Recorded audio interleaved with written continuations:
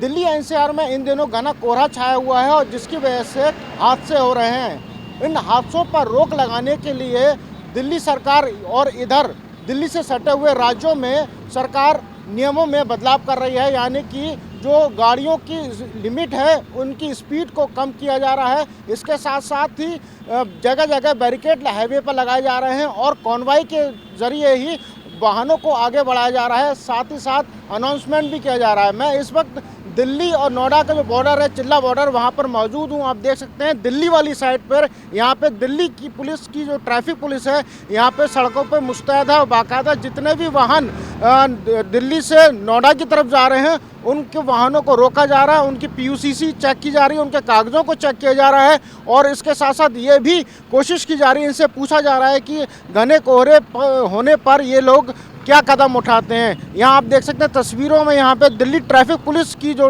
Team है वो यहाँ पर मौजूद है और वो एक बस को रोका हुआ है और उसके जो पीयूसीसी के जो कागज़ हैं और जो भी डॉक्यूमेंट हैं उनको चेक किया जा रहा है। यहाँ पे जो ड्राइवर हैं उनसे भी बात करते हैं। आप इसी बस में हो? जी हैं?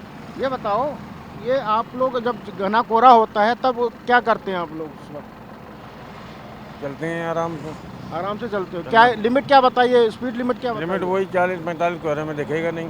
अच्छा, 40-45 रखते हैं बस और क्या। और लाइट का क्या कुछ इंतजाम रखते हैं? लाइटों को लेकर फॉग लाइट पीली वाली। अच्छा, हाँ जी, फॉग लाइट लगा के हाँ, रखती है। फॉग लाइट लगी है, पीली वाली लाइट लगी हैं। और स्पीड लिमिट पहले क्या होती थी और अब क्या रखते हैं? वही पहले 80-85 थी, अब वही 35-40 चल पाते हैं। हाँ जी, जैसे मान लीजिए हाईवे पर घना कोहरा है तब उस वक्त आप लोग रुक जाते हैं या अपने चलते रहते हैं? नहीं, ये चलने की स्थिति में चलते हैं, नहीं स्थिति में किसी होटल साइड लगा खड़ी कर लेते गाड़ी। अच्छा। या पंप पे ऐसे रोड पे तो नहीं रुक सकते।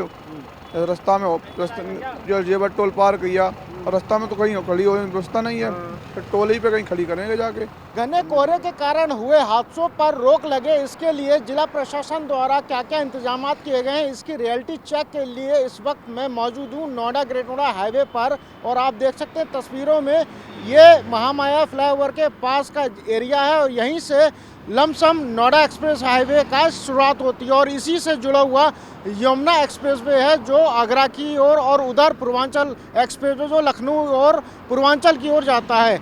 अब जो नियमों में बदलाव किए हों उसी हिसाब से जो वाहनों की गति है वो 75 किलोमीटर प्रति घंटे की रफ्तार से छोटे वाहन होने चाहिए और जो बड़े वाहन हैं उनकी जो स्पीड लिमिट तय की गई है वो 50 किलोमीटर प्रति घंटे की रफ्तार से की जानी चाहिए।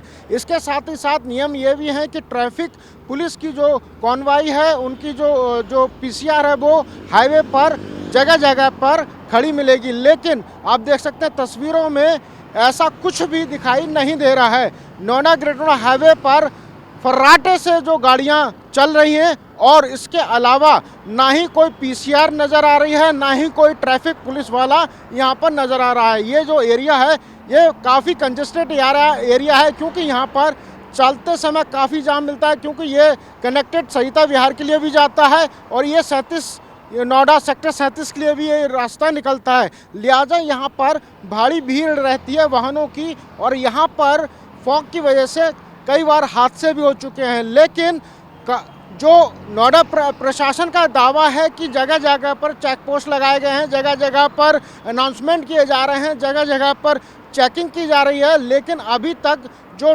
दिल्ली चिल्ला बॉर्डर से और जो महामाया फ्लाईओवर है वहाँ तक अभी तक ना ही तो कोई पीसीआर नज़र आई है, ना ही कोई ट्रैफिक पुलिस वाला नज़र आया है और ना ही कोई किसी तरीके का कोई अनाउंसमेंट अभी तक सुनाई नहीं दिया है। और आप वाहनों की हाईवे पर रफ्तार देखेंगे तो कम से कम छोटे वाहन हैं उनकी स्पीड 100 रही होगी और जो बड़े वाहन हैं, जो भारी वाहन है, कॉमर्शियल वाहन है, उनकी स्पीड भी 80 और 90 के लमसम रही होगी। यानी कि जो एडवाइजरी है वो अभी फ़िलहाल कागज़ों में दिखाई दे रही है, ग्राउंड लेवल पर अभी तक उन एडवाइजरी को पालन कराने वाला कोई भी नज़र नहीं आया है। कैमरा पर्सन खुर्शीद के साथ अंशुमन यादव, TV9 भारतवर्ष, नोएडा।